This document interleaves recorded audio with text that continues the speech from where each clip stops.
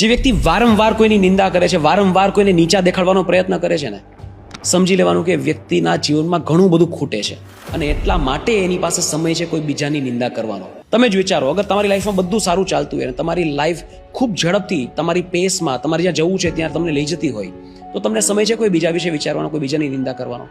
ના.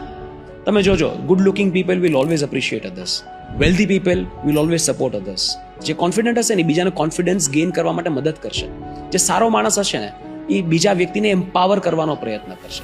Only the ones who are insecure, deeply frustrated, feeling irrelevant, they will criticize others. કારણ કે જે વ્યક્તિ જીતે છે ને એના બધી વસ્તુ માટે સમય નથી. તમને ઘણી વાર એવું થતું હશે કે મારી આજુબાજુના લોકો મારા વિશે આવું કેમ વિચારે છે, મારી નિંદા કેમ કરે છે, મને વારંવાર નીચે પાડવાનો પ્રયત્ન કેમ કરે છે.